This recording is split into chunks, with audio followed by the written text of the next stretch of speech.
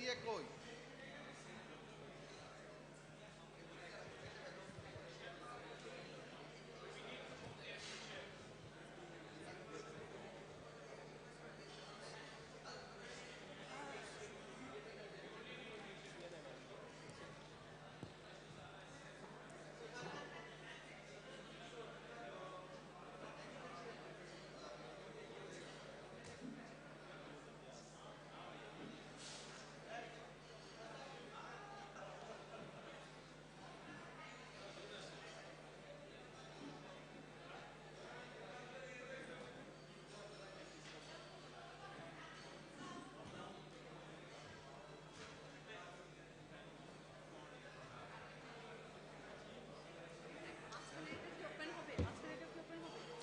হ্যাঁ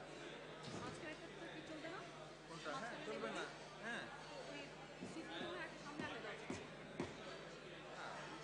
খেলে তারিখ এটা ঠিক আছে কিনা? ঠিক আছে না এমনি ঠিক।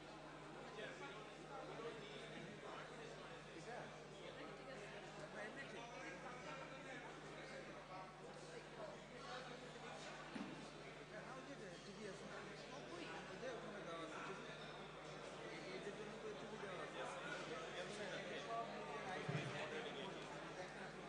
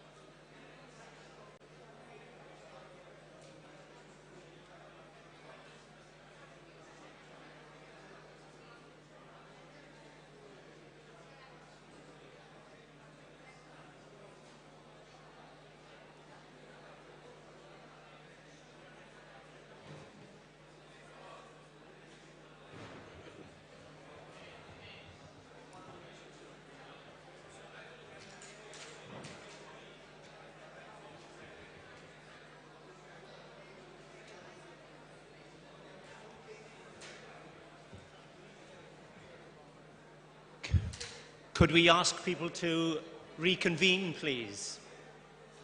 Yes, please, if you could bring them in.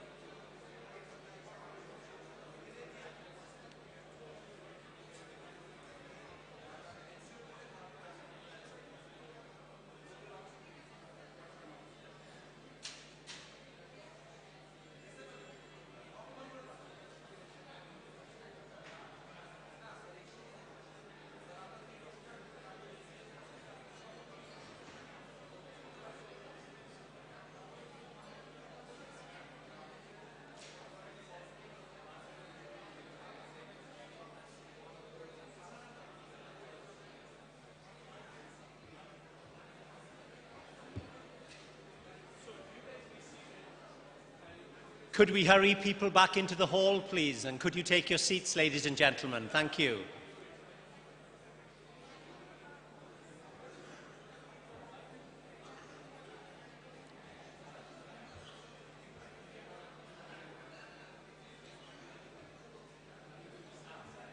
Well, yes, if you could get people in, that would help. Thank you.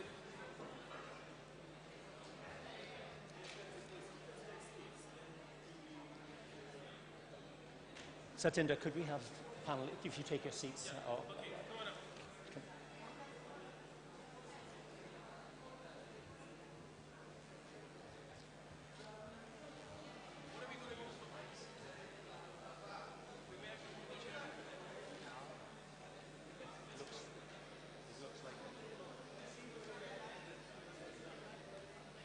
Could you take your seats, please, ladies and gentlemen, for this session? Could you please take your seats?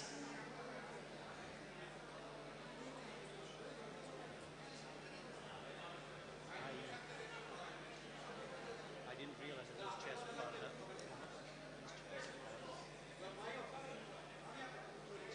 People who are helping.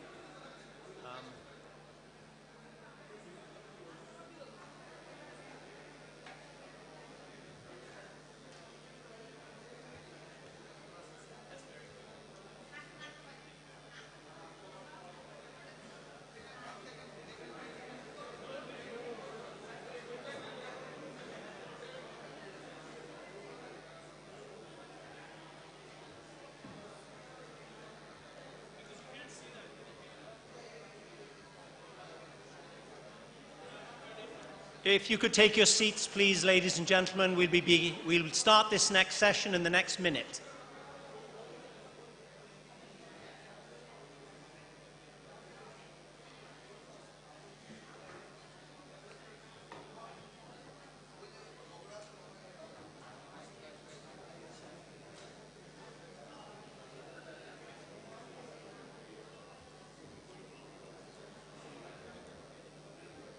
Yes, could you move in from the doors, please, and take your seats, please?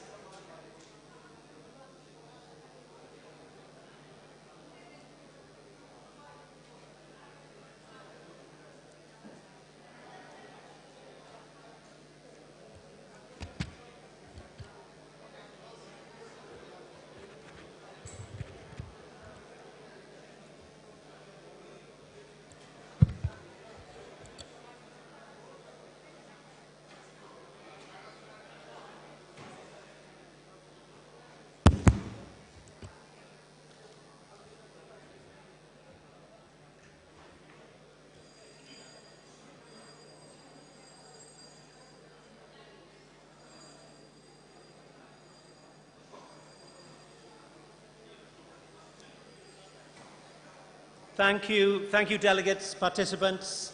We're about to start session 1. If there are other people outside still having their tea, I'm afraid we'll have to close the doors.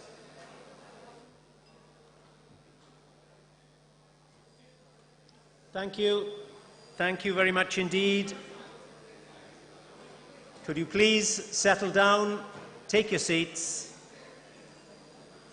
Our panelists are eager and raring to go. Right, thank you very much. We will start.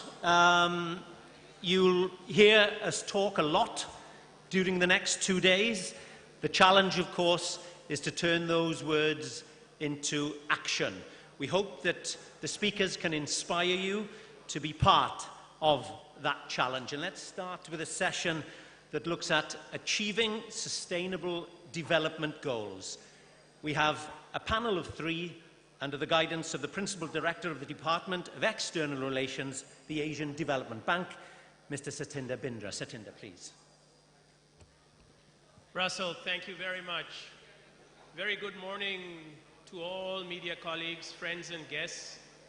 I urge you to settle down very quickly because this is going to be a high energy session and I will involve all of you in the discussion in the Q&A.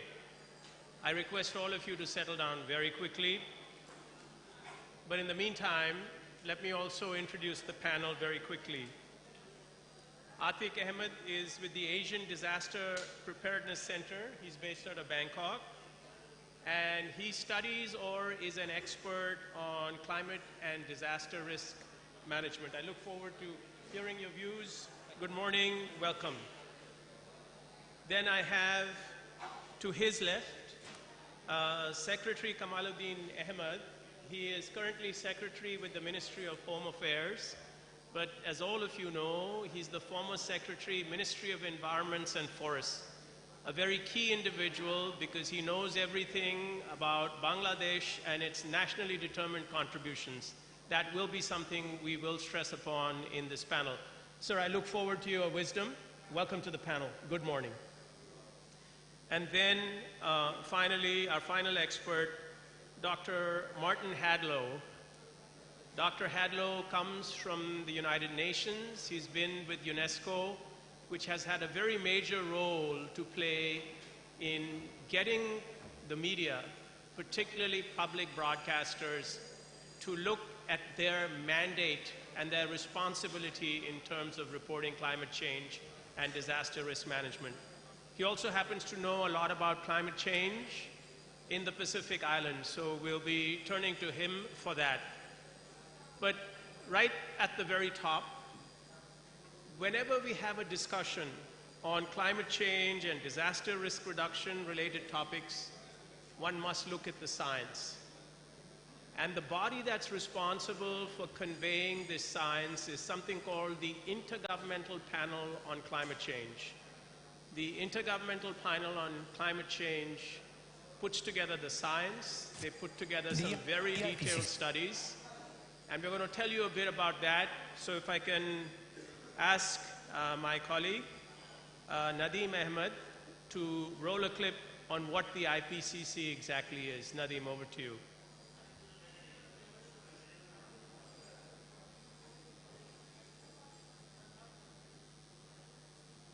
The IPCC plays a really unique role in the international climate change community. Essentially, the IPCC is an effective way for the world's governments and the scientific community to produce a report that's co-owned that addresses the key issues that can provide a foundation for effective action on climate change. For the future, there's a tremendous opportunity to move from a focus primarily on understanding the problem of climate change to understanding details of how that problem unfolds for real people in real places and how solutions can be implemented, and in particular how those solutions can combine mitigation, decreasing the amount of climate change that occurs, adaptation, enabling communities to cope as effectively as possible with the climate changes that can't be avoided, and sustainable development. There's a genuine opportunity for science that stitches together the foundations for solving the climate change problem. The individual who just gave us that soundbite is Dr. Chris Field. Dr. Chris Field is at Stanford University. He's a professor of environmental science there. And he was also one of the co-authors of a former IPCC or Intergovernmental Panel on Climate Change report. I talked about the science just at the very beginning. And these days, as we just start this panel, you hear from some reports in the media that emissions are stabilizing because of the, quote, slowdown in growth or the slowdown in the global economy. On the other hand, you hear dire predictions that we may soon lose all the ice in the Arctic, that sea levels are rising, and when sea levels rise in the context of countries such as Bangladesh or the Pacific Islands, it indeed does get a lot of people very scared. So where is the science? Where do things lie at the moment? What is the real truth? Once again, we turn to one of the world's most preeminent experts, Dr. Field. Listen in. Nadeem, if we could roll that clip again, please.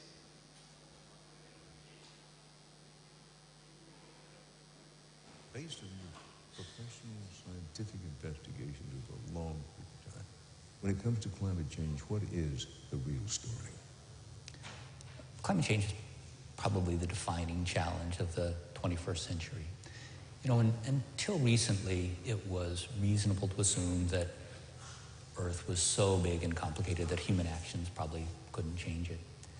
But now there's so many people, we have so much technology, that it's clear that we're changing the planet in fundamental ways, a wide range of ways, of which changing the climate is only one. But there's no question that humans have changed the composition of the atmosphere. We've increased the concentration of the main heat-trapping gas, carbon dioxide, by more than 40% over the last 100 years.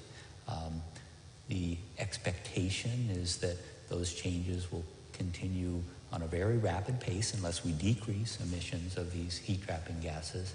And there's no question scientifically that an increase in the carbon dioxide concentration of the atmosphere causes climate change. We now have a very high level of confidence that the warming we've seen over the last 50 years or so has been predominantly caused by these greenhouse gases that have been emitted as a result of human activities. Automobiles, factories. Basically, the sources of greenhouse gases to the atmosphere from human activities are a combustion of fossil fuels, coal, petroleum, and natural gas as an energy source, a clearing of forests, which contributes around 10% of the CO2 to the atmosphere. All of the processes that release methane or natural gas, and that includes not only petroleum exploration and leaks from the natural gas system, but it also includes many agricultural processes, including cattle rearing, ship rearing, and it also is produced in wetlands, especially rice paddies. And then an additional source of important greenhouse gases is a very powerful greenhouse gas called nitrous oxide, which is mainly a waste product from fertilizer application. So application of too much fertilizer releases this powerful heat-trapping gas to the atmosphere. Looking forward, what we see is that we have a range of different possible futures. If we think about a future of continued high emissions of greenhouse gases, continued emphasis on these fossil energy sources, we'll probably end the 21st century at a temperature level that's somewhere between 6 and 10 Fahrenheit warmer than pre-industrial. That's a huge amount of temperature difference, and it's a temperature difference where we would see massive effects of the high temperatures and heat waves. We would see large effects on the redistribution of precipitation, a large amount of sea level rise, and a large change in where different kinds of human activities could occur. There'd be impacts on agriculture, impacts on ecosystems, and impacts on economic activities. On the other hand, we could also have a future where we do ambitious efforts to decrease the amount of greenhouse gases that are released to the atmosphere. With ambitious efforts, we might end the 21st century at a level of warming that's maybe 3 to 5 degrees higher than pre-industrial conditions. And that would be an amount of warming that was in some ways comparable to the amount of warming we saw from 1900 to now, or from now to the end of the century, that much again. And there'd be important consequences of that, especially in places where people or activities are particularly vulnerable. But that's mostly a level of climate impact that could be managed with careful investments in adaptation and making sure that people, societies, and ecosystems are as well prepared as possible. Well, that explains a bit of the science, and I'm going to turn very quickly to our panelists, to Atik first. We have a sense of the science, and as one of the world's leading experts, Dr. Field has said, global warming and climate change, definitely, quote, man-made. What is the impact that you see across Asia and the Pacific? Has this changed? Has the position stabilized? Give us the expert's view. Thanks, Dr. Satendra. I think we have heard from Professor Field's, deliberation that IPCC is actually taking up a process of updating us, and it's actually a guide rail for us on the science part. But at the same time, we actually get manifested by the climate change, in many cases manifested by the disasters and different issues as well. The changes that we see, basically we see through precipitation changes, we see through the temperature changes, the changes in the sea level rise. We also see these three things are also framing the extremes, extreme weather, extreme climate events, and their consecutive impacts. So, in a nutshell, if we want to just unbundle climate change from the gamut of things in the big science process that is shaping up, this is leading towards this kind of impacts as well. And in many cases in Asia Pacific, we are on the top of recipient of this different type of extremes. We have seen Typhoon Haiyan in the Philippines, and it was mega typhoon. And we haven't seen that big, system formed in such a short time. It gives a signal that, we are in the brink of, another tipping point. Then, if we look at the floods, the 2010 flood in Pakistan, it has a different dynamics. The areas were flooded, which never been flooded. Then we have seen the urban floodings in Thailand. The areas, the whole, Bangkok city was affected from the brink of that. We couldn't manage that time, how it shaped up from the northern side to the flow to down, and then again, the pressure from the, sea due to the sea level rise. So the complex situation started to shape up. Last year, we have seen the El Nino situation. It has created drought situation in the same areas where you used to have flood. Cambodia is always prone to big floods.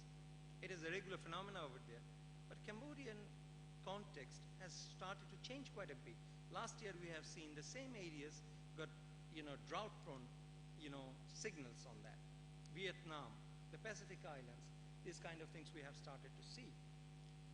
And more recently, in Bangladesh, we have also seen that, this nor'wester is a regular factor in the Boishak that time, April. But precipitation was not. But it has actually happened that time. This westerly disturbance created, again, some sort of significant flooding in the Haur areas, which are deviation from the normals. What we see that the climate science is now getting towards that and deviation from the normals as well. Well, thank you. We'll talk about what impact it has on people because, Atik, as you're well aware, one of the phenomena that international agencies are talking about these days is climate refugees. I'll come to you in a moment. But let me turn to Dr. Hadlow. Dr. Hadlow, how is this manifesting itself? More disasters in the Pacific or less? Give us the view from where you sit in Brisbane. Human beings are funny things. We're funny, aren't we, really? We're crazy in a way, too. I was thinking of that video we saw in the opening session, and that wonderful comment from one of the people affected by climate change, saying people can travel to the moon, but we're still arguing over this. Why don't we err on the side of caution? Why don't political leaders take climate change more seriously? In my own country, I know for a fact that there's a very large body of opinion claiming that this is all just a natural cycle and really nothing is going on, despite the fact that in Australia we have the Great Barrier Reef, which you've probably heard of, one of the world's great treasures, and we hold it in our hands in the state in which I live, actually, the state of Queensland. This is bleaching, the coral is bleaching, something seriously is going wrong. Yet we still have people saying, oh, it's just a cyclical thing, it'll come back, it won't be a problem. Only a few weeks ago in my state, in Queensland, we had a major cyclone, one of the biggest cyclones we've ever had. It was very unusual.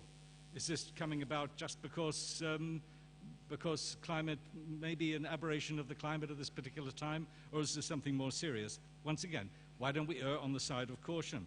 The islands in the Pacific, mentioned a moment ago, Pacific Islands, and we'll be talking about that in the next session too. Some of those island nations, the small island nations, which are basically coral atolls, will soon disappear. They will completely go. The people will have to leave. They'll lose their traditions. They'll lose their language. They'll lose everything they left behind. Sorry to interrupt, Dr. Handel, but let's cut to the chase. What would you like to tell those climate skeptics? And for the media, do they have an obligation to, quote, report the other side of the story as it relates to climate change and disaster risk reduction? Yes, I'd like to very much. I mean, it's very important for the media to report both sides, no question about that. But I'd like to bring people to see these folks who were on the video we saw earlier, not to sit in offices in Washington or in Canberra or London or wherever it happens to be, but come and talk to people who are actually affected by what is actually happening. It's their lives. As you saw, the rivers are swelling, their houses, they're losing houses, losing crops. I thought some of that was, how can we survive? One person said. I mean, how can we survive? Let's get people to come and see that. And that's the role of the media. That's where you folks in the media can really make a huge difference. As was mentioned a few moments ago by Sitindra, I used to work for UNESCO many years ago, and we tried to promote best practices, to share knowledge, to get people thinking about various issues from both sides of the fence. Yes, there are always two sides to every story.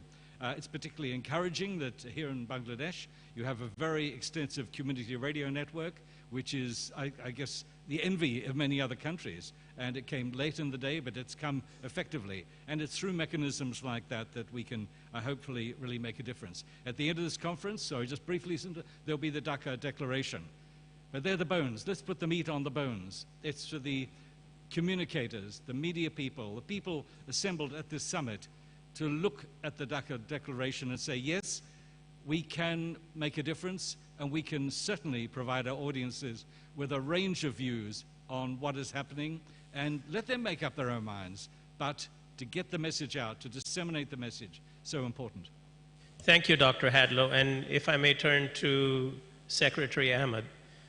Secretary Ahmed, Bangladesh is one of the most disaster-prone countries in the world, but we've seen the remarkable shift that your government has managed to engineer, I should say, several governments in succession. But does the debate around science seem a little distant to you? Because what you see on the ground is so stark, is it not? What are conditions on the ground like as it relates to climate change for the people of Bangladesh and for people in government like, is the question.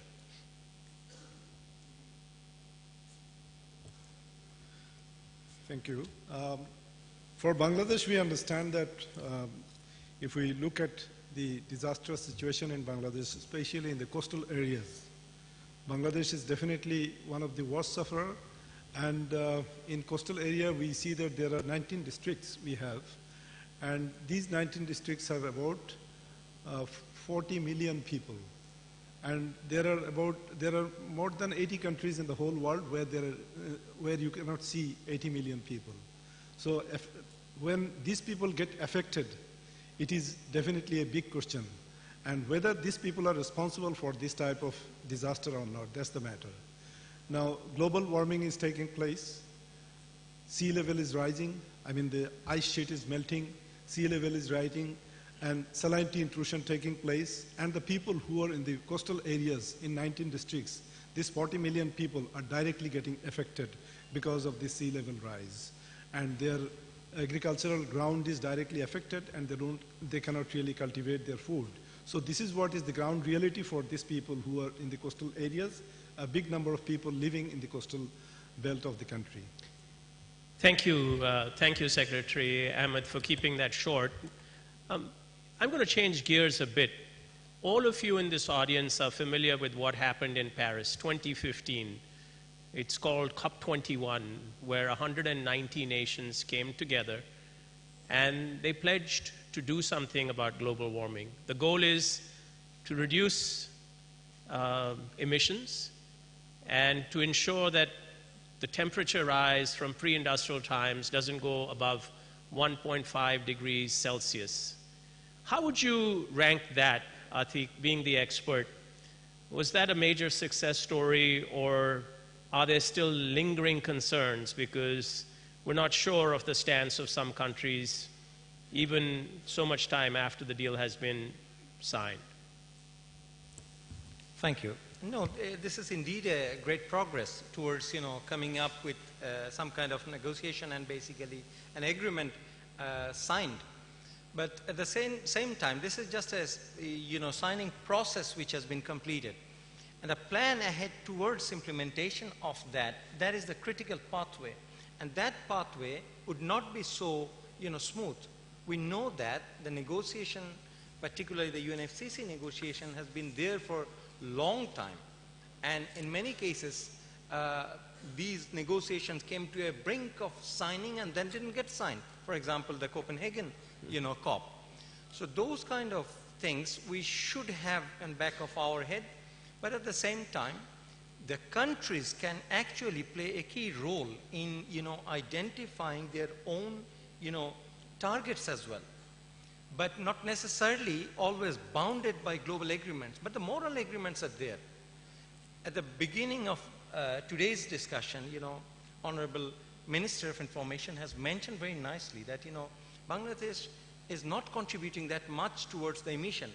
But we have taken a moral responsibility to take up this issue and show different things that we can do.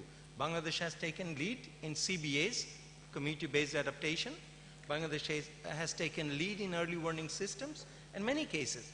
So negotiation is one process where these, negotiations often we have seen get stuck.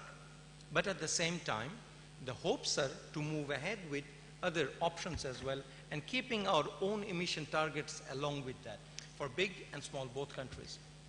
It's an ideal segue point for the Secretary. Mr. Secretary, you were very much part of Paris.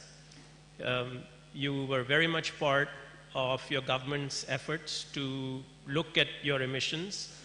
So what are Bangladesh's nationally determined standards to reduce? And perhaps you can shed some light on that, because I do sense some pride from your government in doing its part to reduce emissions.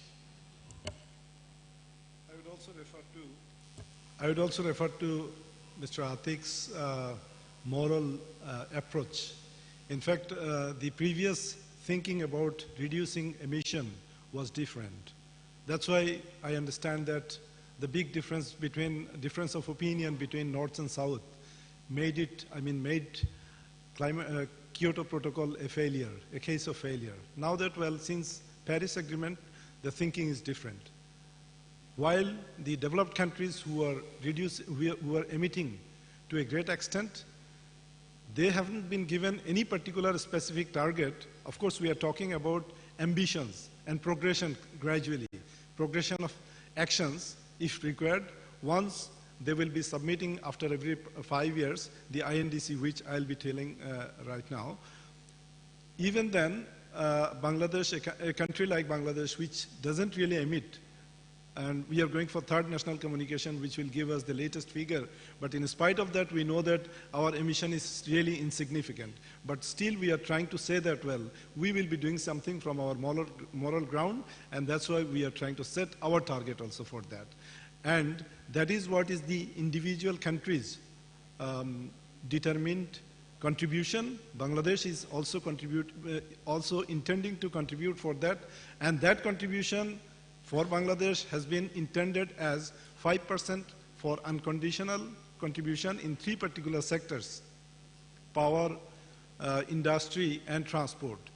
And for conditional ones, if sufficient support is given, you understand that Bangladesh is a developing country, and Bangladesh now is having a very high ranking position as far as the growth rate is concerned.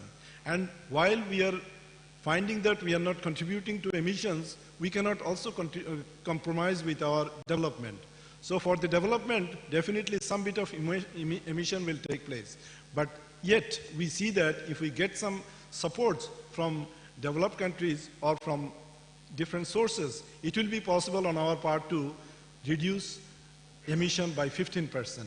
So that's a very important thing, a country like Bangladesh which is intending to contribute. Well, thank you so much, Mr. Secretary. I'll turn to Dr. Hadlow on the next question. Just this morning, I picked up the newspaper, and there's an opinion piece by Salimul Haq. Is Mr. Haq in this audience by any chance? But I'm sure all of you know him. He's the Director, International Center for Climate Change and Development at the Independent University, Bangladesh. And he talks about the uncertainty surrounding the signature of, or what the US president will do related to being in the Paris Agreement.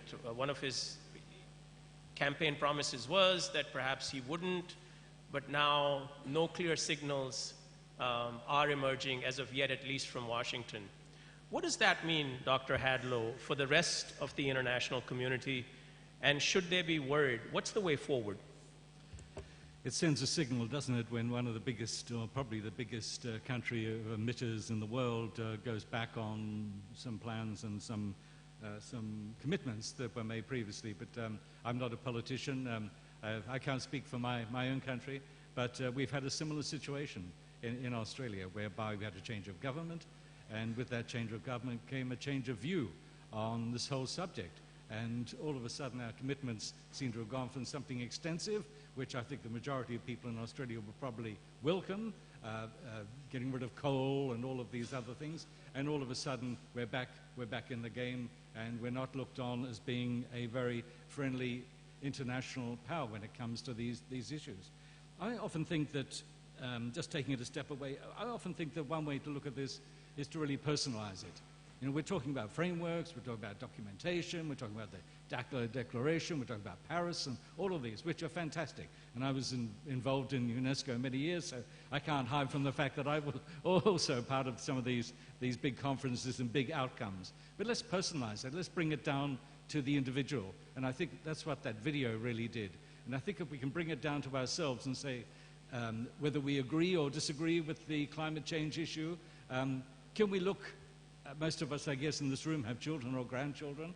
I have 4 young grandsons. Can I look them in the face and say, I was found wanting.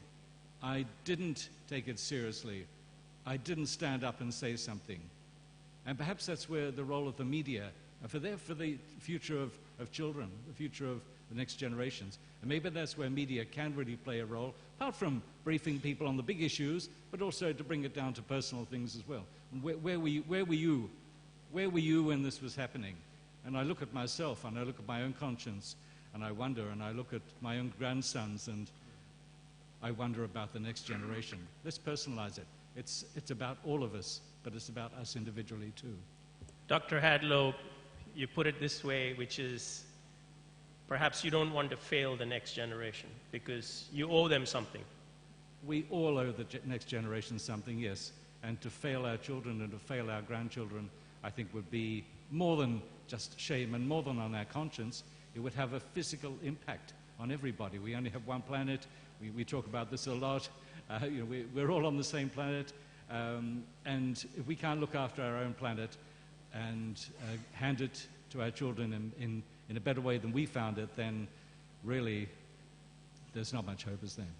So very clearly, some powerful moral arguments on the panel. But I think we also have to examine the political reality. And with no clear direction from some very key and large countries, what does that mean for the Paris Agreement? What's the way forward? Because if there's no clear signals from more developed countries, then the financing of the Paris Agreement, whereby more less developed countries were waiting for finance, isn't that going to be affected? So your views there? Yeah, I mean, I'm as a person, I'm not in very favor of legally binded approaches always. You know, legally binded approaches actually can sort of dismantle your moral dimensions. On the other hand, if I am committed, if I want to do something, I can do it. And the number of people who are asking for this, we want to do something, is not small, it's big. Okay. The big countries, those who are may or may not, you know, came out of the agreements, it's legally binded, that perspective. But the other perspective is you do things that you want to do for, you know, the people as well. For example, in this particular article, it was mentioned that the US withdrawal might not be such a bad thing after all. If you ask a US citizen, I have so many friends. I have my friend here, Don, is sitting there, and he's working for disaster risk reduction day and night. So see that perspective, that moral perspective as well. So those things are coming up. US, I remember I was in the, you know, Sendai framework, that, you know, agreement time, 1 o'clock in the morning. Everyone was locked up a room like this for 37 hours, and then you had to come up with an agreement. Sendai agreement agreed. You know, the first person after that committed to contribute to, in that Sendai framework, who? The person who represented US. Meaning that their commitment is still there. We are working in projects like Surveyor. Surveyor is coming up with this kind of, you know, disaster risk management, early warning, decision making, those type of projects. So things are there. But the problem is, in some cases, the big budgets, big allocated budgets for adaptation is one angle to it, that if that reduces, then the, you know, affected countries may have problems in, you know, adaptation. This is one angle. The other angle is the reduction of greenhouse gas emissions. If the population is ready to do that, the Americans are doing, you know, in many cases, some of the things they're thinking of alternative energy. If they're doing that, no point of stopping that as well. So I think this moral obligation and moral things, we should put it forward instead of, you know, legally binded grabbing things, which I have not worked for the last 20 years. So this kind of proactive actions, you know, we are talking to Bhutani delegation, and they are saying, how much emission do we do? We don't do emission. We are a negative emission country. So look at them and how, you know, they are putting these things forward. So how to answer those people? I think human, you know, understanding towards moral obligations on mitigation is the first and prime thing, which can be supported by other agreements and legal things. We come up with 20 agreements in a year, different types of agreements, different things. Why this agreement is not working? We need to move forward towards that. I turn to the audience now. I think this is the third panelist now who's stressed the moral argument and has still stressed that no matter what, the Paris Agreement, or one of the ambitions of the Paris Agreement, which is to reduce global emissions, must go forward regardless. Correct me if I'm making the wrong assumption, but that's what I'm hearing from you, right? Right. So anybody in the audience who would like to comment on this, that there is a mood in the world that things should forge ahead. There is a natural energy for taking this process forward. Anybody with a question or a comment? If I hear none, I'll go back to the panel. Yes, please, in the front. And please be kind enough to identify yourself as well. The country you come from, the organization you represent. Thank you so much. And if you have a question for the panel, please state so. Good morning, everyone. I'm Dr. Maria Lourdes del Pilar Garcia from the Polytechnic University of the Philippines. Chairperson of the Department of Broadcast Communication. My question to the panel is that what are we going to do if, because now radio and TV, we know very well that we need these channels in order to reduce disaster and hopefully to maximize survival or in preparing for climate change. However, if we're going to look at the series of climate change disaster, before we know it, it's there. People die, and nobody survive, something like that. There is this one experience in our country when nobody listens to the information, and because of that, people die because of disaster. Like an example is Yolanda, typhoon, storm surge, and Typhoon Ondoy. Before we know it, people are there. You could walk on the, the dead people on the streets or on the rivers. Could you, on your experiences, how could we make it successful to have disaster preparedness even before a disaster would come? But of course, more often than not, we do it on radio, TV when disaster is there. How could we do it before disaster would come? Thank you. I'm going to turn to Secretary Ahmed for that one, because one of the things that came forth in the opening session was Bangladesh has remarkably turned this around, and they've gone from, quote, reactive relief to proactive reduction. There's a great story from Bangladesh, or best practice from Bangladesh, which perhaps needs to be shared with its Asian neighbors, including the Philippines, which also suffered, as you mentioned, Typhoon Haiyan or Yolanda. So your views, please, Mr. Secretary. Yes, it was definitely a reactive reaction once for Bangladesh, because at that time, people had to learn a lot of things. But gradually, when they started learning, now they are quite proactive, and they are known as one of the most resilient people in the coastal areas. I mean, Bangladeshi coastal people. And that's how things happened, I mean, years after years, decades after decades. In the coastal belt, now that it is seen that when there is a natural calamity, there is a hurricane, there are things like that. Now people understand quite well. Previously it used to be such that they wouldn't really pay any attention to this. The people used to go to different areas to announce and let people know that, well, there is a signal and you have to be careful. But people wouldn't really pay attention to that because of, I mean, they were more careful about their small thatched house and also the livestock, which were all their properties. Now that, well, coastal shelter houses have been built in various places, and it became a kind of a drill after different disaster situations, after different natural calamities. People automatically now come there and they think that, well, they have to do something when there is any signal or anything like that. So as compared to the past, when there were lots of calamities took place and lots of people died, like in 1991 or in 1970, any calamity now cannot really cause such disaster in the coastal area of our country. People have become that much careful, they are resilient, and they are proactive now. Thank you. Thank you. I'm going to turn to Atik. All of this, the disaster resilience framework at a global level is governed by the Sendai framework. How important is this for broadcasters to really know and understand it? Can you eliminate them on the top 3 or 4 salient points of the framework and its current day context?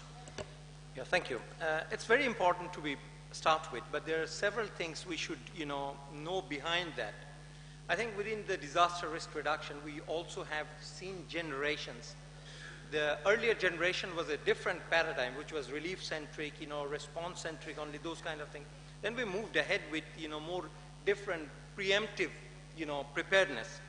And now we are also moving ahead much more resilience building exercises, which is, not only preemptive, but also building capacity for response, building capacity for, adaptation, linking science and all these kind of things shaping up.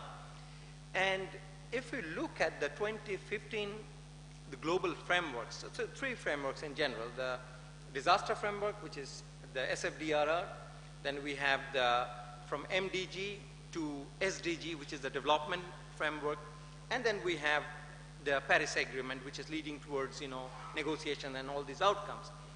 If we look at the latest vibe, I would say, or generation, these are integrated, entwined together. These are not fully separated. You do your own thing, but I really like the morning Honorable Minister has mentioned, we cannot afford one, loss of any of these 3, because the success of one would contribute towards the other 2, and overall achievement towards resilience. That's what we're moving ahead now.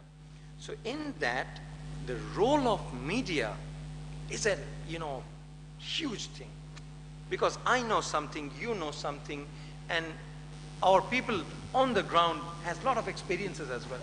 But how we amplify those, for example, we have a heavy monsoon every year. And we forget things now. Due to our own work, everyday work, we forget things. If media can prepare us mentally for next monsoon, that would be one major thing. And if we can get these agreements, on top of these agreements, a lot of good things are there. But we tap this preparedness, we tap this cross-learning, we tap this early warning issues, and season by season as well. And that would lead towards our knowledge sharing and a foundation for preparedness for immediate ones, at the same time the long ones, which is the adaptation in general. On the ground in the Philippines, for example, one possibility would be to establish within radio and TV stations a small environmental unit, call it what you will. I know the ABU has been, and UN agencies and the ADB too, I guess, being very active in encouraging radio and television organizations to have a number of people, even if it's only one, committed to the task, a person who can network, who knows what's going on, who is able to be ready when the time comes in times of disaster, but before the disaster, to be able to produce programs, to get the word out. So perhaps inside even the smallest radio and TV stations in the Philippines, one possibility might be to have a small environmental unit of 1 or 2 people who are dedicated to this task, along with their other duties too. That way help have the upstream information that's required. Any more questions or comments from the audience? Yes, please, identify yourself.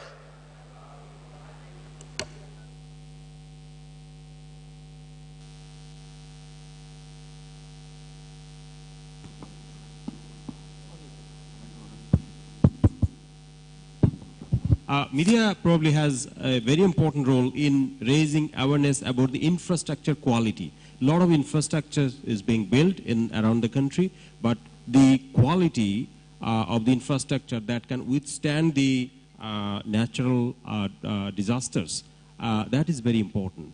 That is part of the adaptation measures, but if the infrastructures are not ready to deal with the disasters, are not resilient enough, then it will not be cost effective as well in these coming days of disasters.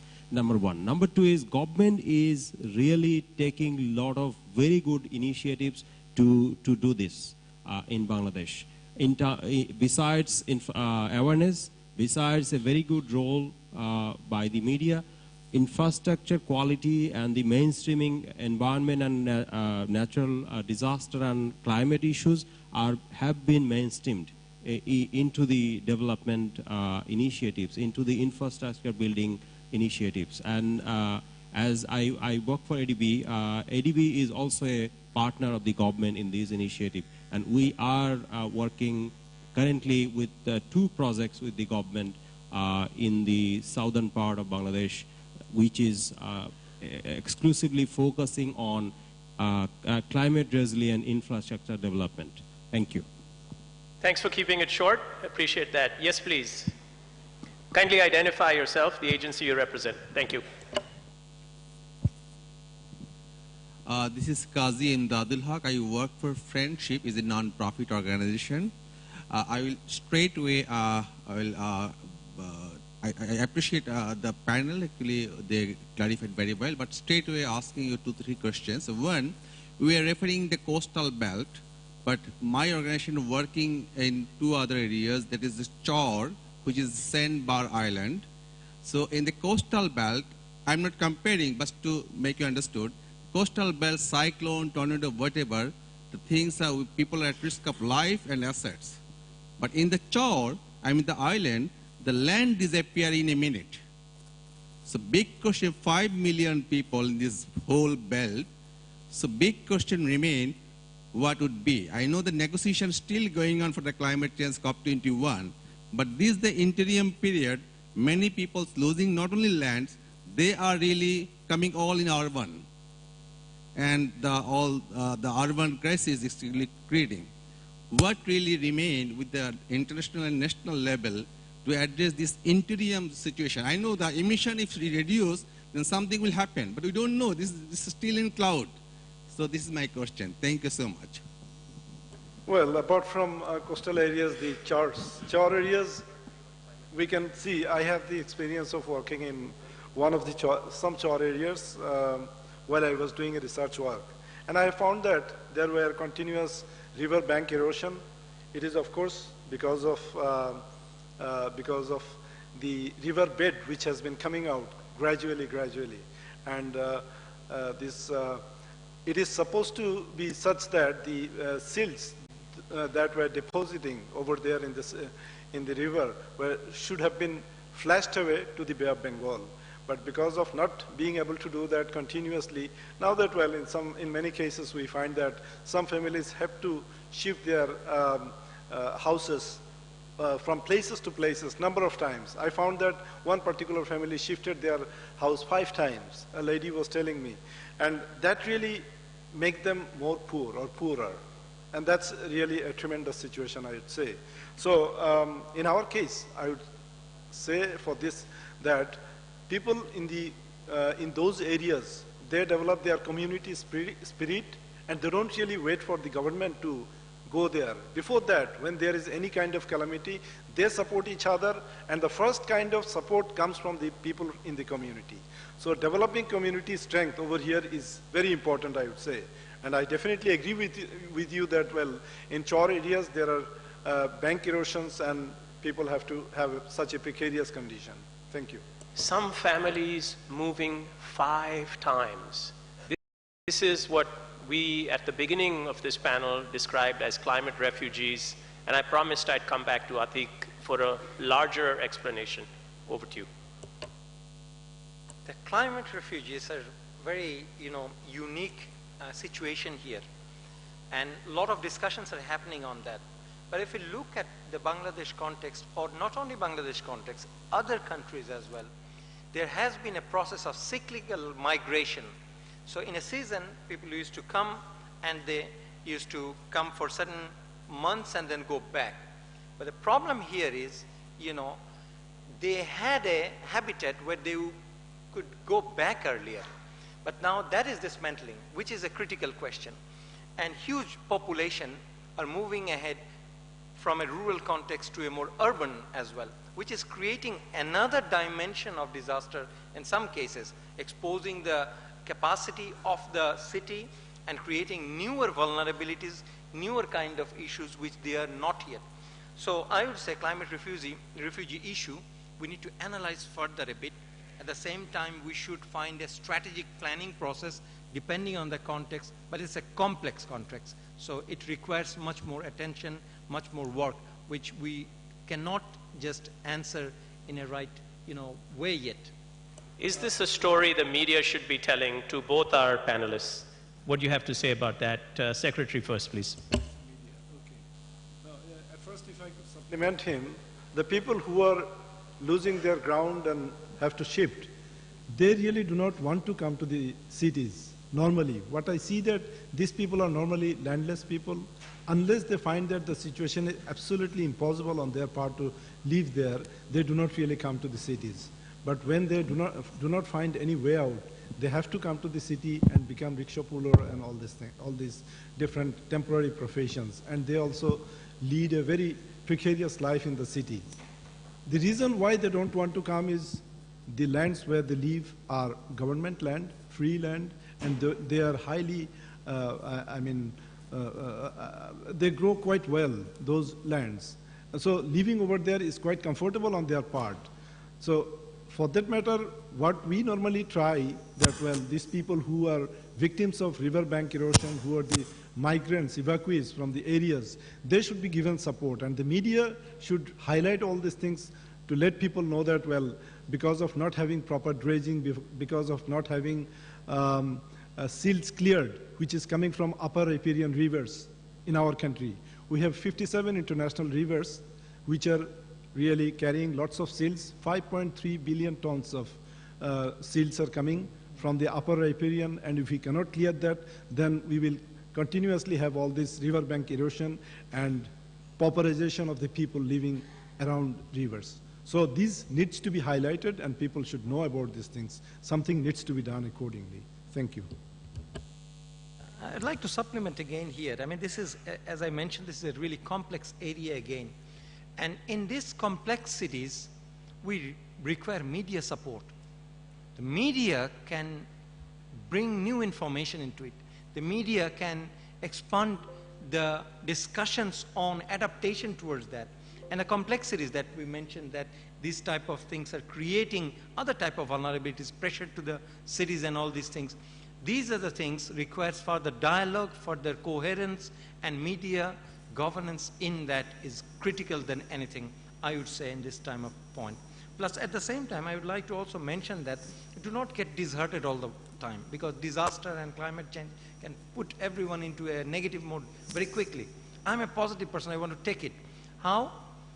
If we look at the context of SIDS countries, the small island developing nations, you will see that small islands are even higher vulnerable towards this kind of sea level rise. In here, we have an alternative to come from one location to another. But in some SIDS countries, you don't have any alternative. What do we do with that? So keep the hope alive a bit. Thank you.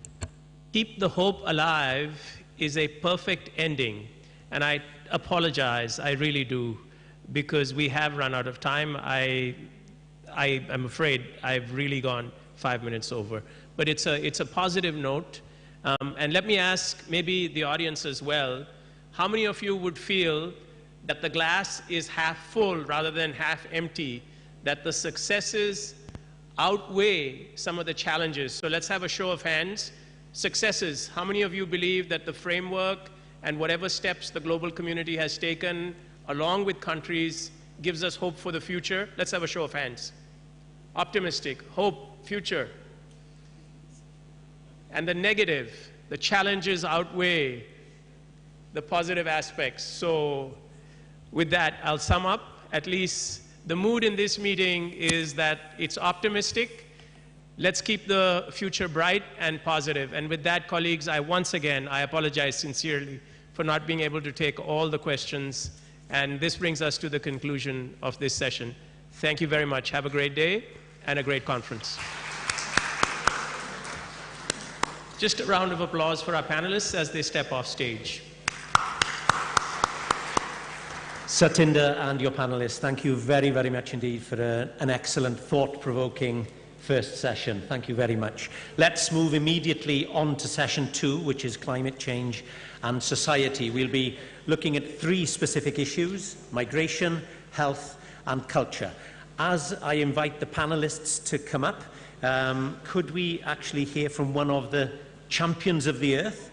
And I think that this might be someone who you might well know.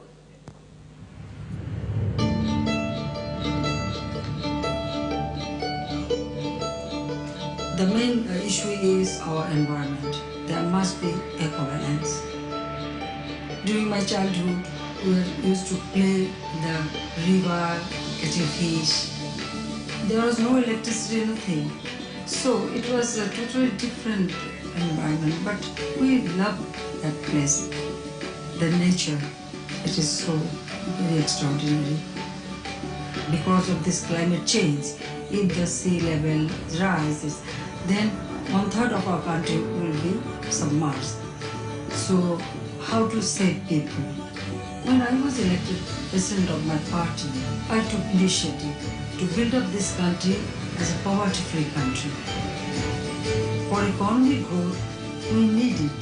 We need energy. We need investment. But we are very much careful about it. Development should be sustainable. It should not destroy our forest, destroy our mangrove, destroy our environment.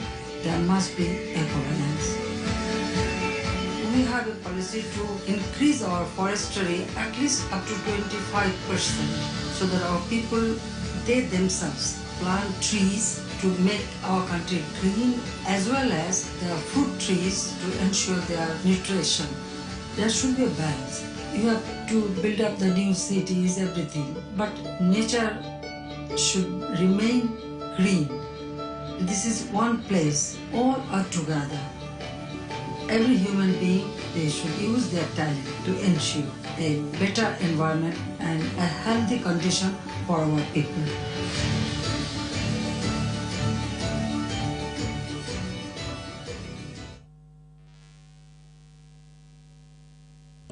I think you recognize that person there. Perhaps you don't recognize each member of the panel that we have before us here.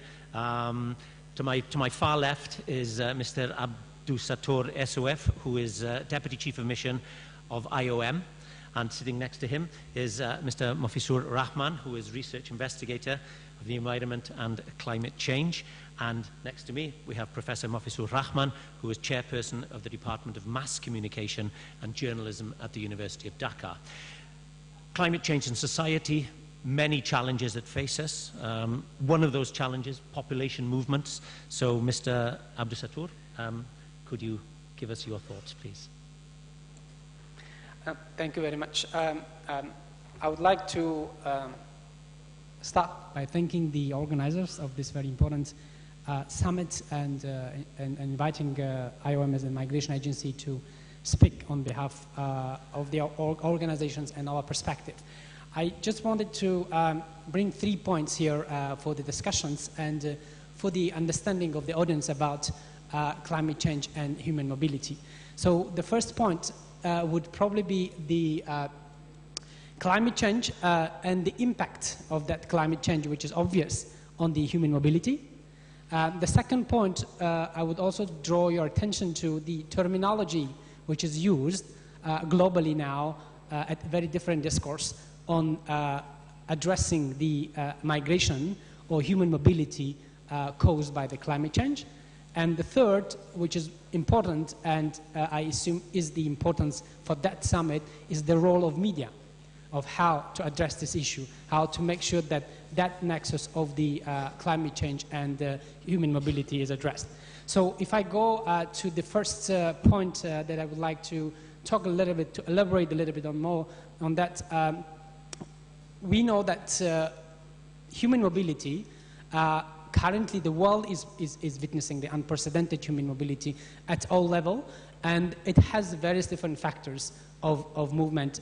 Either it's the challenges or aspirations for the people to move from one place to another place, and it also has a direct impact on the climate change, on climatic factors. So from the climatic factors point of view, we are thinking, or there is two thoughts of schools, two schools of thought that usually people do talk about when it comes to the human mobility on the migration. So the first school of thought is the perception of the people of the migration, to consider migration as a failure to adaptation of the climate change. In other words, people think that people will move from their places as they fail to adapt of doing something else in order to reduce their mobility. The second school of thought is the migration as adaptation to the climate change itself. So we as a migration agency are advocating for the second part of the thought. For us, as a migration agency, we have also to be very careful of the need of population. That what is important for us of the stakeholders around today's discussions is to make sure that the protection of the person that is affected is utmost important for any policy level discussion or for any activities that directly helps the migrant. The second point I wanted to also highlight is the terminology used on addressing the climate change, on addressing the displacement of populations or the population mobility and climate change. Majority of the discussant today and the audience have been talking about the climate change refugee when they talk about a person who is affected by the climate change to move. However, as a migration agency, we would like to caution it to use this term as refugee, as we believe that the term of refugee as defined in the 1951 Convention as a person who leaves his own country of origin to cross the border of international border in the fear of the persecutions. So when we talk about the climate change, that definition cannot fit into, and it's also something that both IOM as migration, UN Migration Agency, and UNHCR, the UN Refugee Agency, agree on, that using climate change refugee instead of climate change migrant would also undermine the protection status of the refugee, of the real refugees who are really fleeing the war. So that is something that we would like to advocate. So that's why we have come to with the terminology which call it environmental migrant. So for us, we are suggesting for the stakeholders to consider it as environmental migrants. I just would like to quote what is the environmental migrant IOM believes are the persons or groups of persons who predominantly for the reason of sudden or progressive change in environment that adversely affects their lives and living conditions are obliged to leave their habitable homes or choose to do so either temporarily or permanently, and who move either within the country or abroad. So we believe that the terminology of the environmental migrants that IOM is suggesting since 2011, we have been bringing it to the council, to the member states of the organization, to be used in the advocacy, in the research and policy, will fit into the needs of the person who is affected by the climate change. So the third point, which is also important here, and the importance for that summit is also the role of media. So I would like to be very short on that point. We believe, the Migration Agency, the role of the media in addressing the need is very, very important and very simple, is to make sure the voice of the person who is affected in the, as per the migration of being displaced is heard. So when we talk about big policies, when we talk about a framework and various different global discourse we're talking about, the governments are also keen to develop their policies in order to address the effect of the climate change. And often the voice of the migrants, the voice of the person who is affected is neglected. So I believe, and as a representative of Migration Agency, that the role of media, first of all, should be to make sure that the voice of that person is heard within the policy development when they discuss about the policies and when we address this climate change and human mobility in general. Thank you very much. Well, I'm sure we'll have questions. We'll come back to you in a moment. Let's hear from all the panelists first of all. If you'd like to take your position there, I mean, I'm sure we'd all like to know how healthy a society we have here. This is the man who's going to tell us.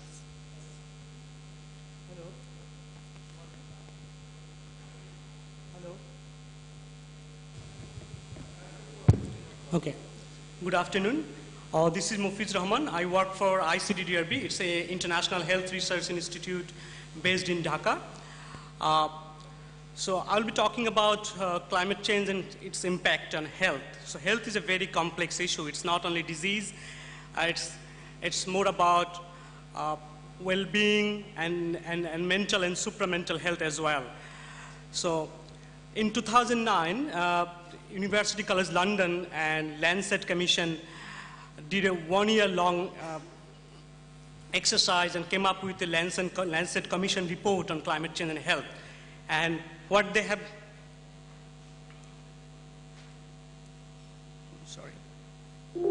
It's working? Okay. So what they have concluded in the Lancet report says climate change is the biggest global threat for 21st century. But the main problem is that if we look at the climate discourse, health is very undermined. It's not yet well represented for very many reasons. So I will come back to it later, why health is not in mainstream discourse of climate change. Then if we look at WHO framework, so there are two different pathways. Through that pathway, we can look at climate change and health linkage. One is the direct pathways. So last couple of years, we are working on one pathway is disasters, extreme weather events and extreme heat. So we have a demographic and health surveillance site in Motlob, and last 60 years we're gathering data on various socio-economic status of population there. And what we found that due to changing pattern of the weather and the extreme weather, extreme heat, there are increased number of mortality. So this connection, we are quite clear that due to the changing weather pattern, there will be more and more death and disease. But there is another dimension which I want to mention, that for a country like Bangladesh, so indirect pathways like food security and water security, and through the changes of livelihood, will have larger implication for health, which is not yet discussed widely in climate discourse. So if we all know that Bangladesh is quite known to the world for flooding, and this seasonal flooding have connection with diarrhea and cholera and other waterborne disease. This linkage is quite established. Then another problem which is quite slow, but we are trying to understand it properly, is the salinity problem in the coastal areas. So there are quite a few studies we have done in the coastal areas, and we found that due to the sea level rise and other climatic reasons, the salinity in the drinking water is rising very, very rapidly. And when people drink the highly saline water, so it triggers the hypertension. And a recent study we found there are kidney disease also associated to high salinity in the drinking water. And as I mentioned, sir, we have studied the heat stress in the urban areas, and we found due to the heat stress, the mortality rate is increasing. So the challenge for the society is manifold. Number one, as we heard from the morning, so poverty eradication is one of our challenges. And as we all know, that poor people suffers more from the impact of climate change. So these two things we have to look at carefully, the poverty eradication and the health. Then the complexity of the health issue. When we talk about health, we look at only disease. So it's not only the disease, we have to look at well-being in a holistic way. The second challenge is massive information gap, meaning we have very limited amount of information. We know very little about different disease. So we have to have more and more research to understand the attribution of different climatic variables and the disease pattern. Then the other problem I see is more as a political problem, that how do we live a low carbon life? How do we improve our lifestyle in a climate friendly way? So that's kind of, it's a paradigm shift needed for this. So as I have very limited time, so the last point I want to make, so that the most important challenge for me is how to communicate scientific information to the society. And that's what I'm struggling now, because I'm pretty used to do scientific presentation, but I don't know very much how to communicate to broadcasting and media people to science. So I think that this is one of the biggest challenges from a health researcher to communicate. Thank you. Thank you. We'll do our best to communicate during the next 2 days. Thank you very much for being so brief. Let's move on to cultural issues. And Professor Mafizur, please. If you wish. Yeah.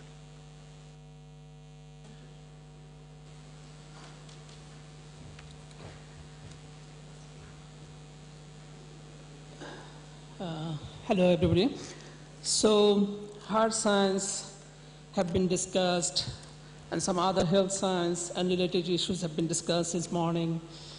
And, in the literature regarding climate change, especially in the academic literature and the IPCC documents and other policy reports, have showed us what could be the consequences of climate change in the society.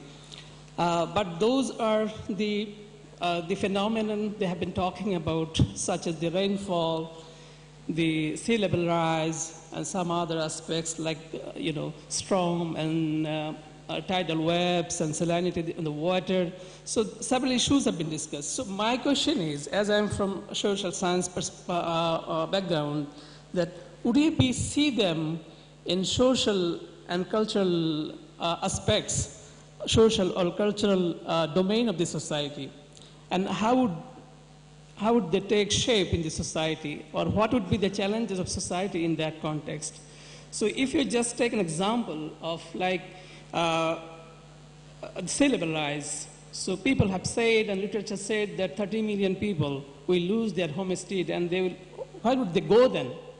They would not be staying there, they would not be living there, so they would turn to city areas, or maybe mega cities or nearby city areas, and that what would be happening there in the city.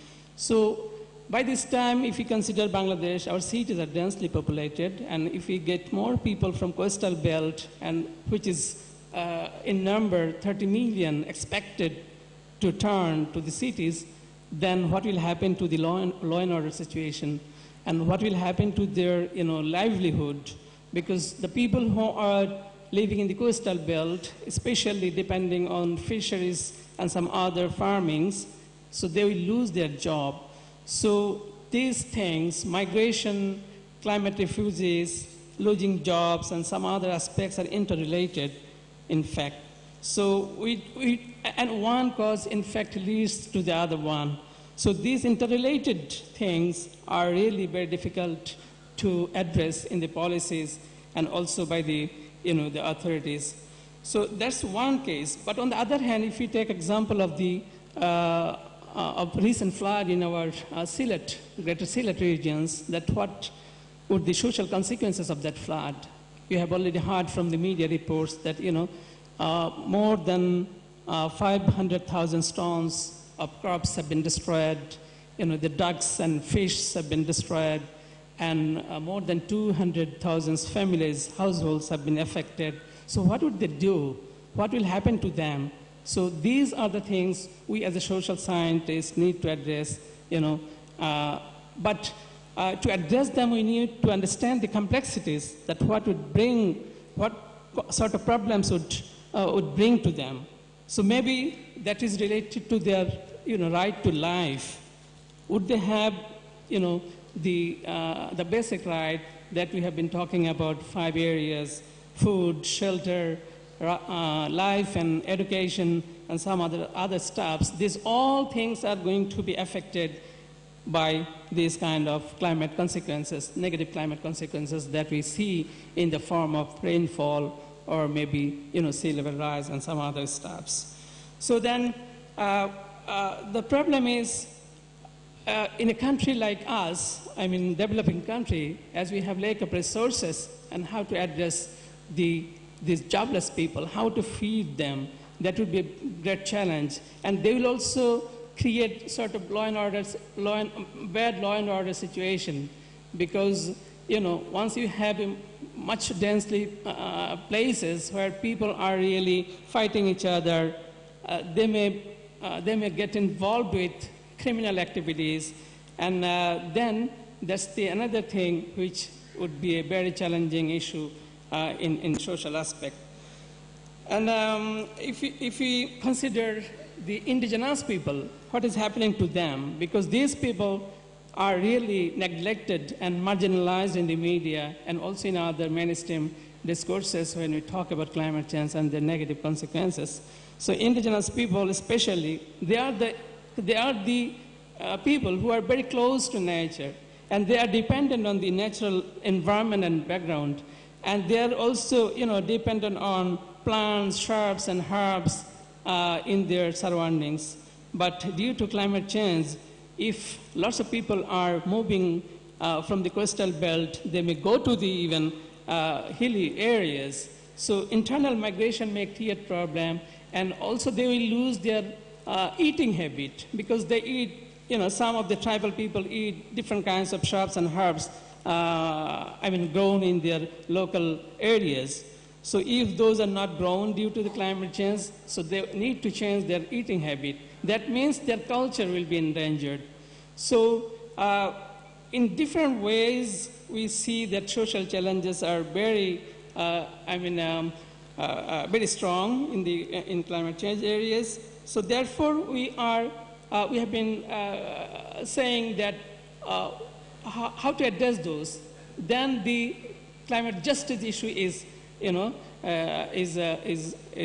being discussed, that if we can consider that climate justice issue, justice not in the sense of, the rich countries and poor countries, that, okay, we are emitting very less and we are not liable for that, and Western countries must, channelize money and do some sort of justice between the rich and poor countries. But on the other hand, we do also have our responsibilities. As you saw in the documentaries in the morning, that our Honorable Prime Minister ended with expectation that we should do something for our next generation. So that also relates to justice, because intergenerational justice, the people and we living nowadays in the world have responsibility to our next generation coming up. So this justice is not only in the sense of intergenerational, not between the states, also within the state, because as a human being, we do also have the responsibility to address those social stuffs, because this gap and disparity between rich and poor, creating sort of social disparity in this society. Even the rich people in Bangladesh, if you think of the way they emit, the poor people, most of the people, as you know, the poor in our rural areas, they don't emit anything. So, but they are paying for that. As the way we pay for the emission of the Western nations, but on the other hand, within the country, the rich people are emitting, on the other hand, poor people are paying for that. So these disparities is also a big challenge in the social science.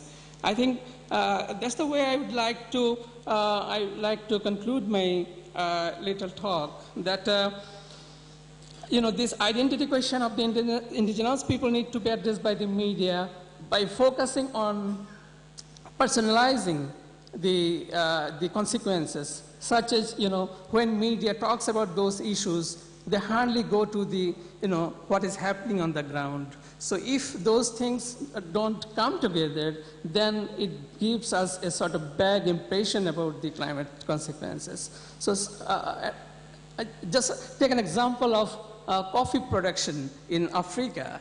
If that is being affected by climate change, that is a matter of livelihood of African people. But on the other hand, if coffee is taken as an example in UK, that relates to their lifestyle.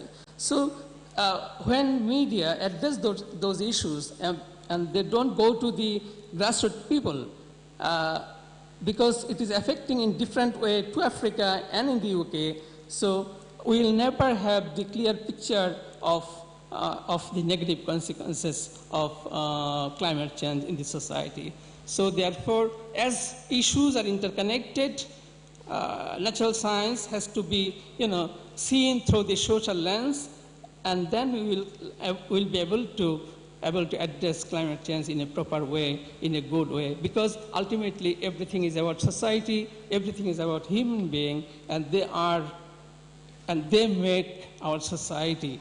And all the science, the hardcore science, IPCC, UNFCCC, whatever you have been doing, everything is meant for society and human being, and therefore these social and cultural factors need to be considered and taken into consideration in serious manner. Thank you. Whilst you're there, if I could ask you a question then. Is there such a thing as climate justice? You speak about the disparities. I think we all understand and know that there are disparities. Are there genuine ways and means to lessen the gap and to bring more social justice through climate change? Yeah, I think that's a very important issue, especially for us in the developing countries. And I'm also sure in the developed countries as well, because we should not take granted that all the people in the Western world are having equal life and they have the equal opportunity to flourish in life. So disparity is everywhere.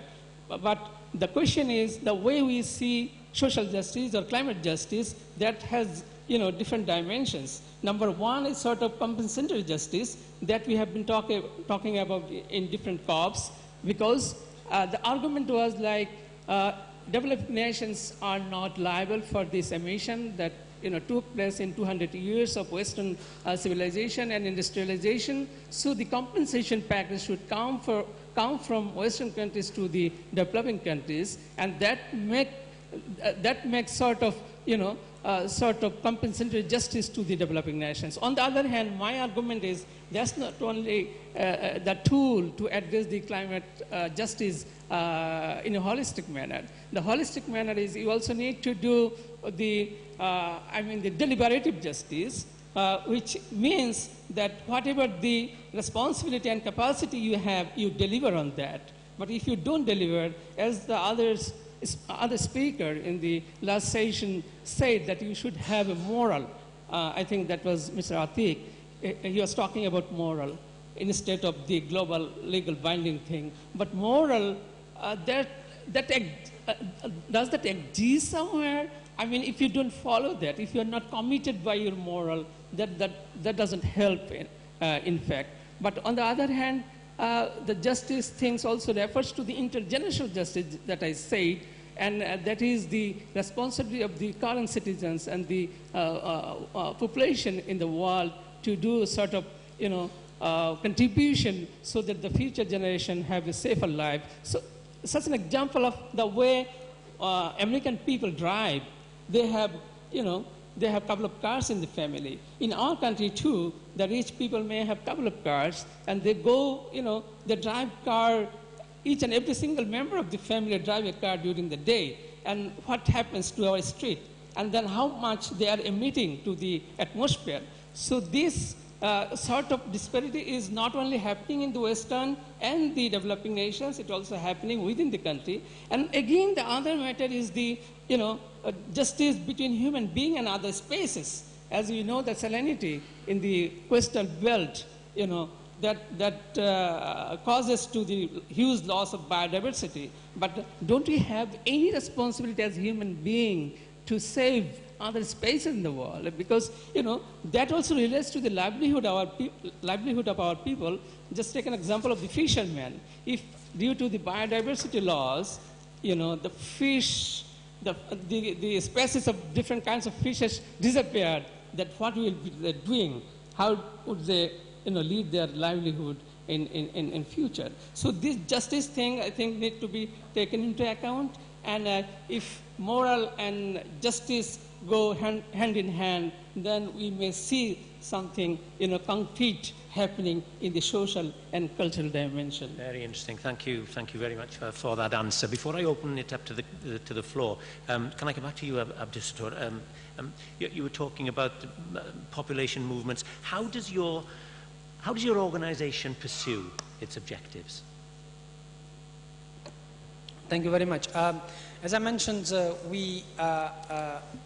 the Migration Agency are looking at the impact of the environment to the human mobility from the development perspective, from the migration perspective, in terms of how to make sure that the migration of population is considered to be an adaptation strategy by itself. So we broadly have three objectives that we do look at the migration and climate change.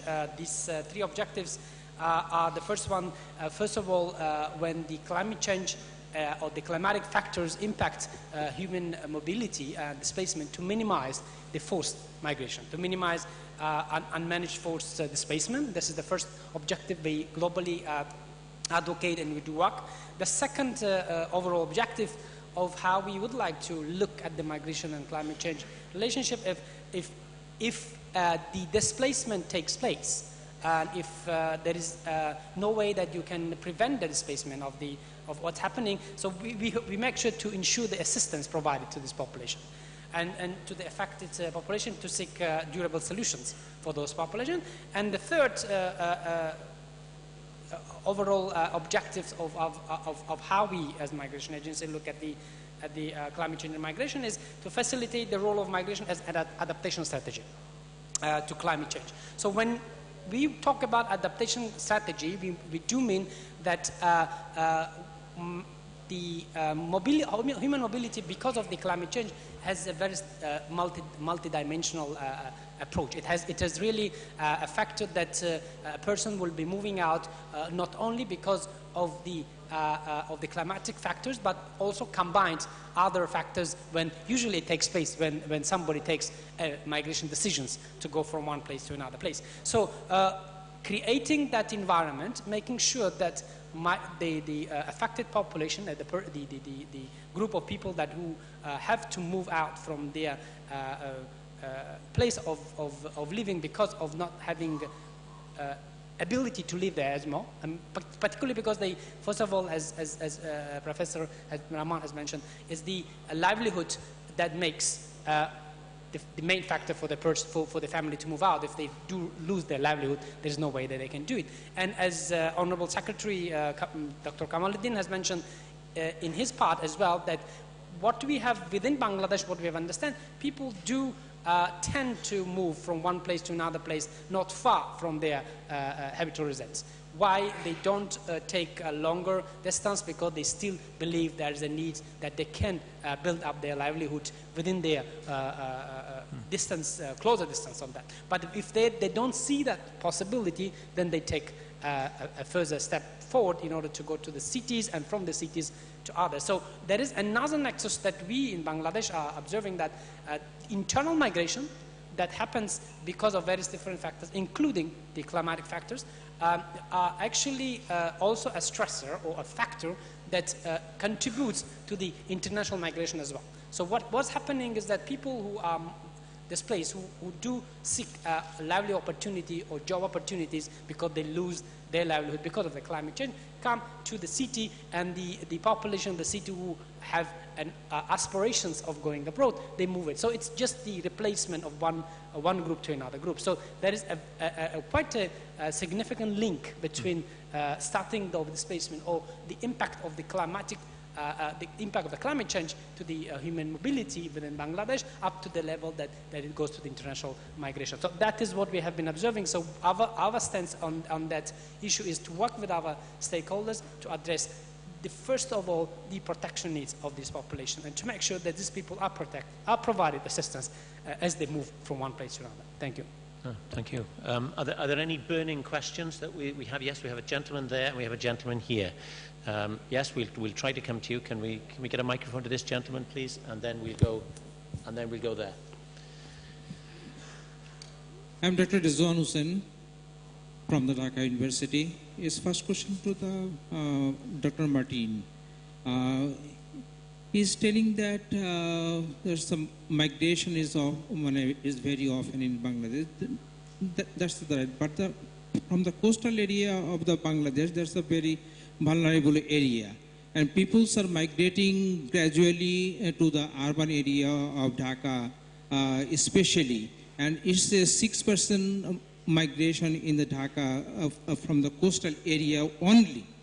So how we can reduce the migration or we can minimize the migration rate from the coastal area to the Dhaka city or in the other urban area?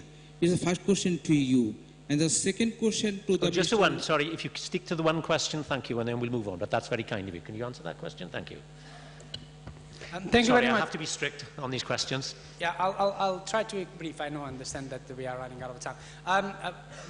Very good question. We do understand, well, currently, it's not only Bangladesh, but globally, you have to understand that 75 million people currently are living 1 meter above the sea level.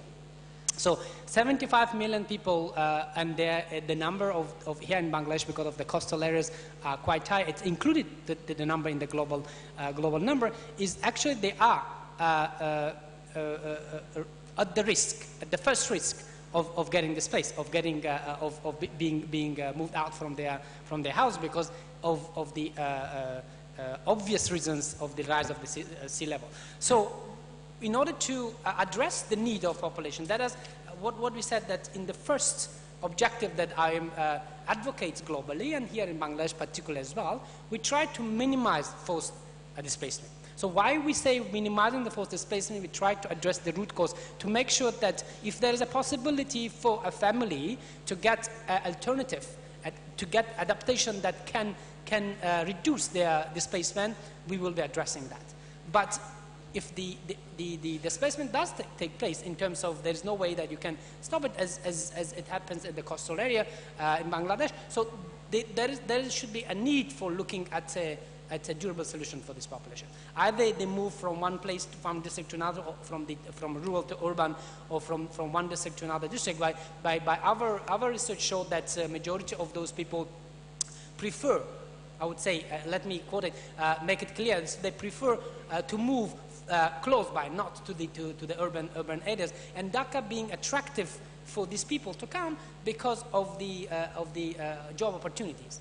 Yeah, so here, this is what I said in the very beginning. So movement of population, because of the climate change, is also combined with other factors of aspirations of getting jobs. So it's not only because there is no way that they can stay because of the climate change, but because of the combination of other factors that usually takes place. So this is how people do make their migration decision. So that is something that we have to keep in mind. Thank you. Thank you. Yeah, question there.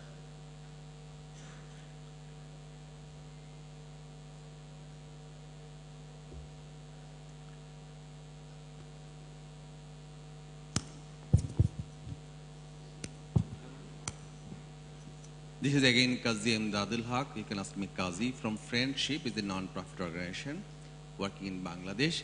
I will actually ask a question. Thank you, Mr. Sattar. You spoke very well. I had 3 questions by district 1. Later, if I get a chance. The terminology and all the abbreviation, the jargon, these are routine things. When you mentioned the environment migrant, there are economic migrants, so many things. I was thinking at the same time, if you are based in Dhaka, so far my understanding, if you're heading for the north or south, in the roadside, you will find so many temporary shelter. People left Sirajganj, Gaibanda, Kurigram area because of river erosion. Before that, I was thinking them, yes, they are here. When I asked them, 7 years, 8 years, 9 years, they are here. They still with a hope to back to their home if the river back their land. So I was thinking they are internally displaced. Then again, I was thinking they were not willing, because for migration you needed intention, you needed decision. They had no intention to be in city, they had no decision to be in city. They were forced to be in the city. The way the Syrian people are forced to be in the other country because of the conflict. They were forced for the war, they were forced for the climate. Then I was thinking they are the climate refugee. Now I have to correct my knowledge, I have to refresh my knowledge. Tell me, they are refugee, or they are victims, or they are displaced, or they are immigrant. My colleagues, she is not really comfortable with the hot humidity of water like Bangladesh. She left Bangladesh for Canada for a better environment. She also environmental migrant. Please explain. Please do. Thank you very much. Very good point about people being displaced forcefully.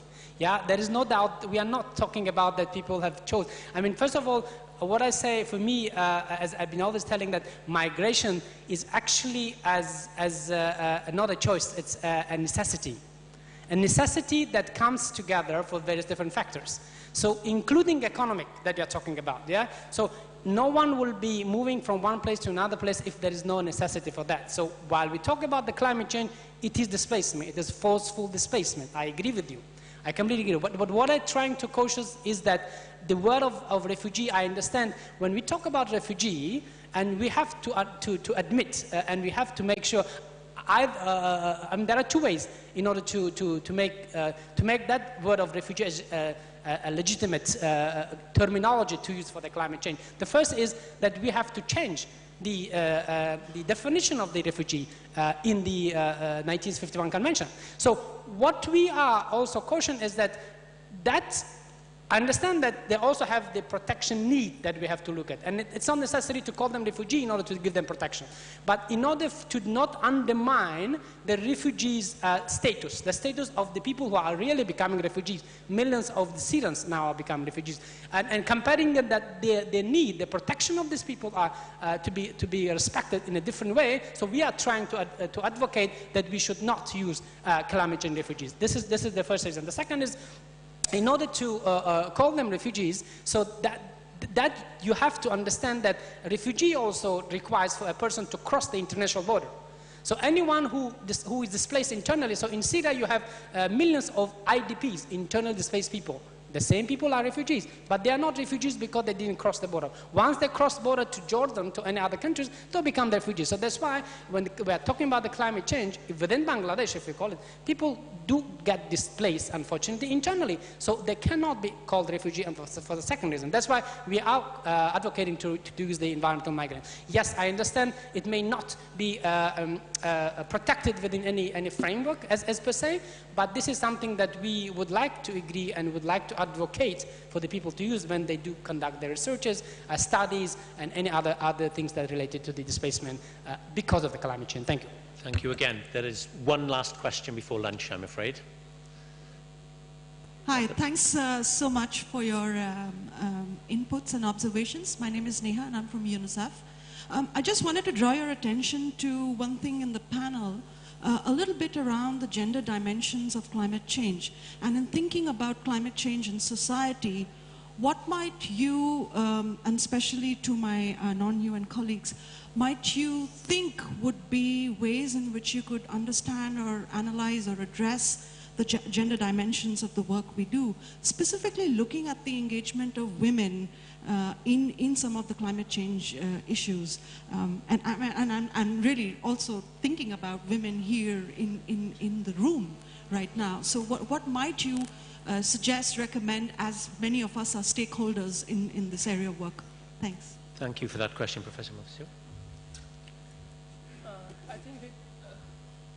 I think this gender issues is really important, and that should be in the discussion of social and cultural factor. As we know, if we consider the situation in Bangladesh, then who are responsible for collecting water, drinking water for family? That's the women. So just if we connect it with the coastal belt, that the women are responsible to collect drinking water, and you don't have drinking water around you, and you have to go a couple of miles to collect water, then you see, how much, how these, our rural women are going to be affected. And they are already being affected, and they will be affected more in future. That's one thing. The other thing is, it also relates to the indigenous women. These indigenous women, as we know, traditionally, they are in most cases, bread earner. So they grow different shrubs and plants in the surroundings. So then again, it's going to affect their, women's life. And also the collecting of, different trees that are used to cook your food in rural areas. So these all things are really connected and affect the women's life. So that really an important issue. And if we consider the development policy of Bangladesh, especially the way our minister mentioned that the 7th five-year plan and also the climate change strategy papers, then you will see that they have come up with a couple of pillars that deals with all the negative consequences, including the gender. I think that is a very important issue. And we in the media, in the media. That's because Abu is about media and, translating hard science to the common people through the media. So media should also take care of how our women are being affected in different ways due to the climate change. Thank you very much. I know that there are more questions out there, but I'm afraid I'm being pressurized because I can hear stomachs rumbling and people need their lunch. So we will move to lunch. All I can do is to thank my three panelists for an excellent session, very, very knowledgeable and excellent, thought-provoking. Thank you very much indeed. We will take maybe just a little less than an hour for lunch. If you could come back here for 2:25 so we have a little, just under an hour.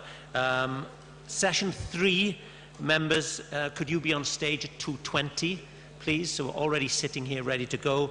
And the session 4 panelists, which is the second session after lunch, could I ask you to come to the front here now just for a quick discussion? So the session 4 panelists come here now, session 3 panelists back here at 2:20. Thank you very much indeed for your attendance this morning.